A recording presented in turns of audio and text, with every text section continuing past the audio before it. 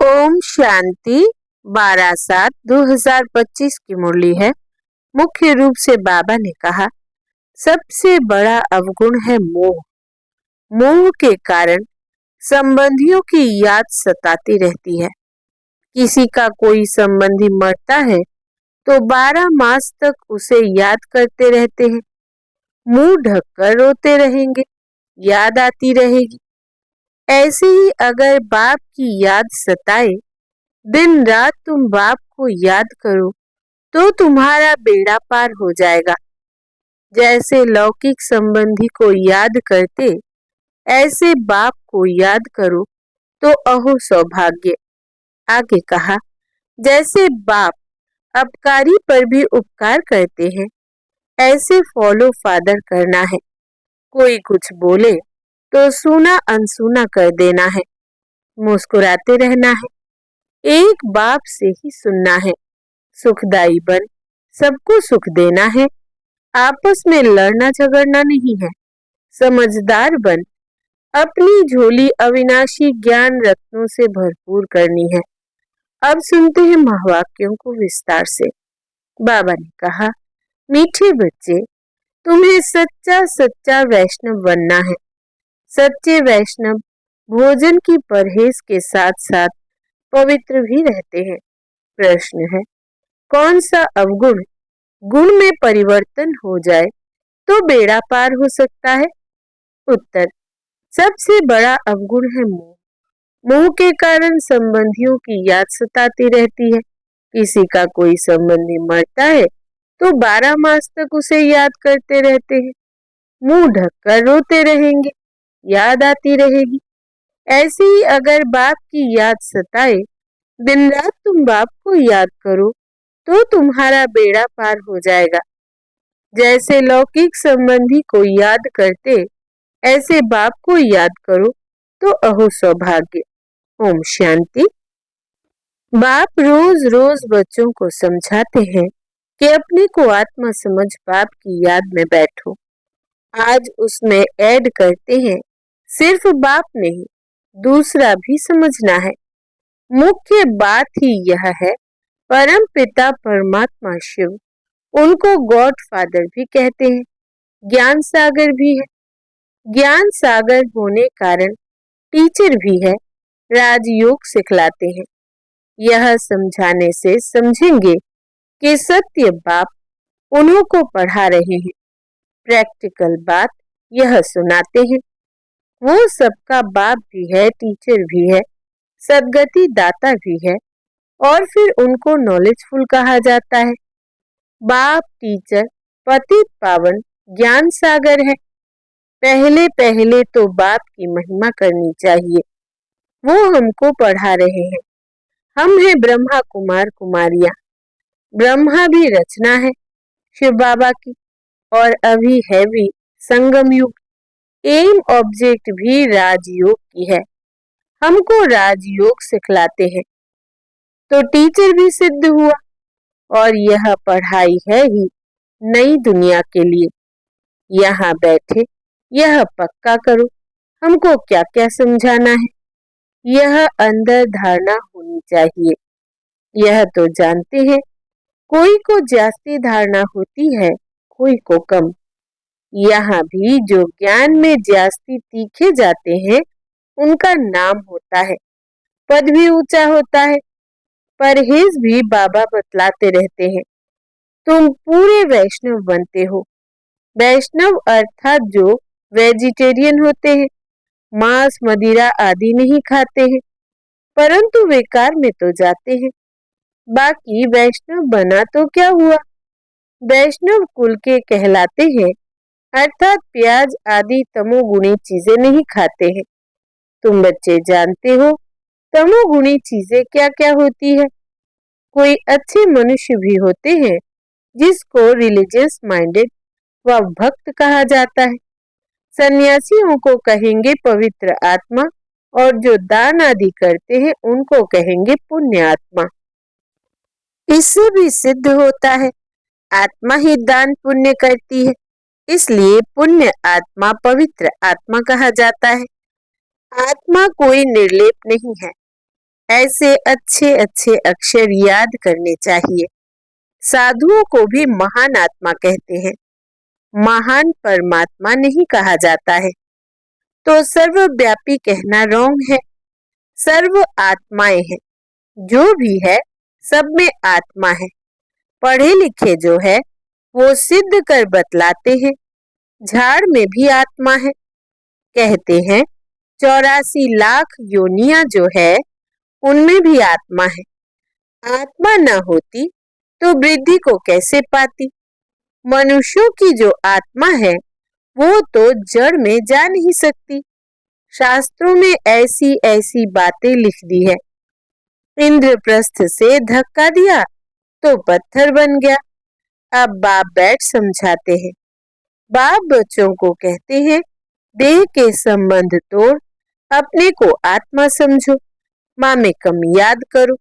बस तुम्हारे 84 जन्म अब पूरे हुए। अब तमो प्रधान से सतो प्रधान बनना है। दुख धाम है अपवित्र धाम, शांति धाम और सुख धाम है पवित्र धाम। यह तो समझते हो ना। सुख धाम में रहने वाले देवताओं के आगे माथा टेकते हैं। सिद्ध होता है भारत में नई दुनिया में पवित्र आत्माएं थी, ऊंच पद वाले थे।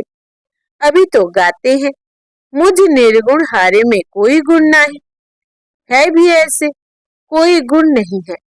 मनुष्यों में मुंह भी बहुत होता है, मरे हुए की भी याद रहती है। बुद्धि में आता है यह मेरे बच्चे हैं। पति अथवा बच्चा मरे तो उनको याद करते रहते। स्त्री 12 मास तक तो अच्छी रीति याद करती है, मुंह ढककर रोती रहती है। ऐसे मुंह ढककर अगर तुम बाप को याद करो दिन रात तो बेड़ा ही पार हो जाए। बाप कहते हैं जैसे पति को तुम याद करती रहती हो, ऐसे मेरे को याद करो तो तुम्हारे विक्रम विनाश हो जाए। बाप युक्तियां बतलाते हैं, ऐसे ऐसे करो। पोता मेल देखते हैं, आज इतना खर्चा हुआ, इतना फायदा हुआ। बैलेंस रोज निकालते हैं, कोई मास मास निकालते हैं। यहाँ तो यह बहुत जरूरी है। बाप ने बार बार समझाया है। बाप कहते हैं तुम बच्चे सौभाग्यशाली, 1000 भाग्यशाली, करोड़ भाग्यशाली, पदम अरब खरब भाग्यशाली हो। जो बच्चे अपने को सौभाग्यशाली समझते हैं वो जरूर अच्छी तरह से बाप को याद करते रहेंगे, वही गुलाब के फूल बनेंगे। यह तो नटशेल में समझाना होता है। बनना तो खुशबूदार फूल है, मुख्य है याद की बात। सन्यासियों ने योग अक्षर कह दिया है। लौकिक बाप ऐसे नहीं कहेंगे कि मुझे याद करो या पूछे कि मुझे याद करते हो। बाप बच्चों को, बच्चा बाप को याद है ही। यह तो लौ है, यहाँ पूछना पड़ता है क्योंकि माया भुला देती है। यहाँ आते हैं, समझते हैं हम बाप के पास जाते हैं तो बाप की याद रहनी चाहिए, इसलिए बाबा चित्र भी बनाते हैं तो वो भी साथ में हो। पहले पहले हमेशा बाप की महिमा शुरू करो। यह हमारा बाबा है। यूं तो सबका बाप है, सर्व का सद्गति दाता, ज्ञान का सागर, नॉलेजफुल है। बाबा हमको सृष्टि चक्र के आदि मध्य अंत का ज्ञान देते हैं, जिससे हम त्रिकालदर्शी बन जाते हैं। त्रिकालदर्शी इस सृष्टि पर कोई मनुष्य हो नहीं सकता। बाप कहते हैं यह लक्ष्मी नारायण भी त्रिकालदर्शी नहीं है। यह त्रिकालदर्शी बन क्या करेंगे। तुम बनते हो और बनाते हो।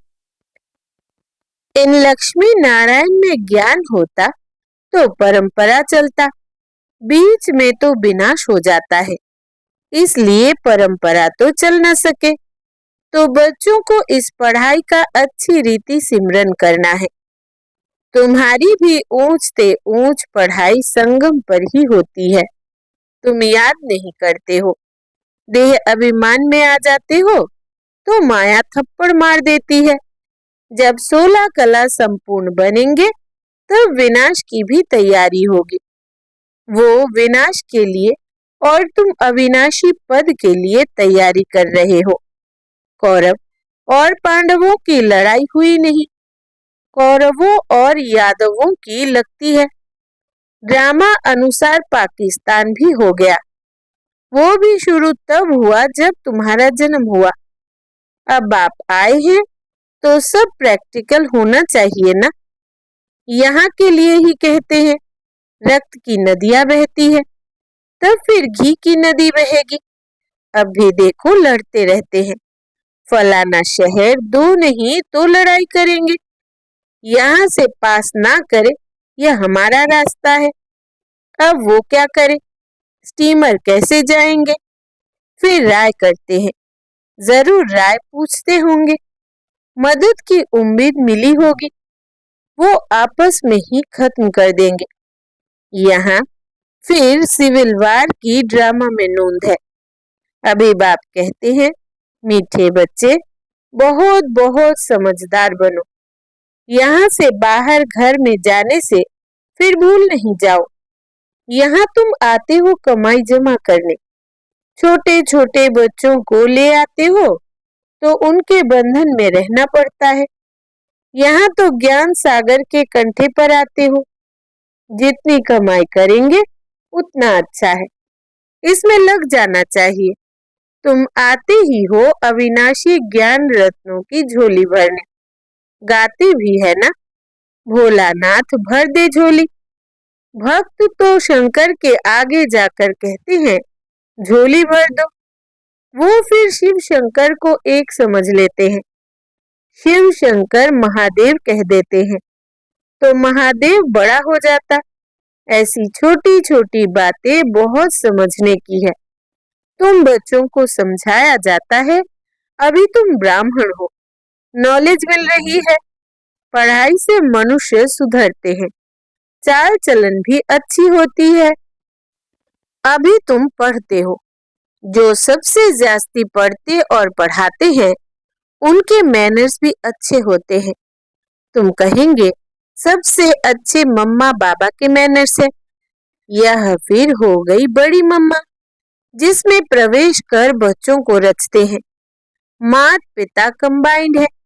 कितनी गुप्त बातें हैं। जैसे तुम पढ़ते हो वैसे मम्मा भी पढ़ती थी, उनको एडेप्ट किया।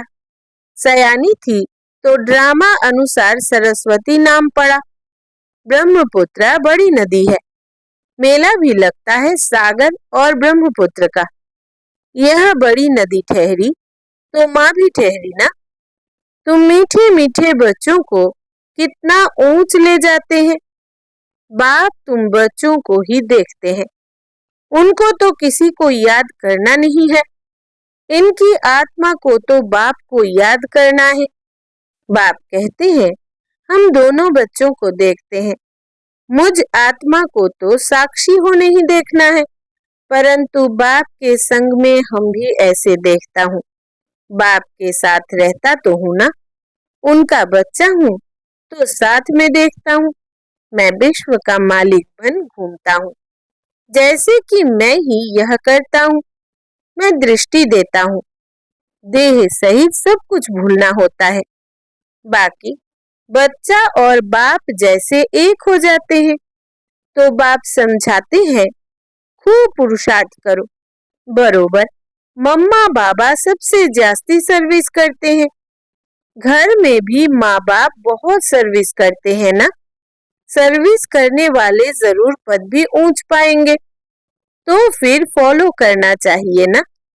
जैसे बाप अपकारियों पर भी उपकार करते हैं, ऐसे तुम भी फॉलो फादर करो। इसका भी अर्थ समझना है। बाप कहते हैं, मुझे याद करो और किसका भी नहीं सुनो। कोई कुछ बोले सुना अनसुना कर दो।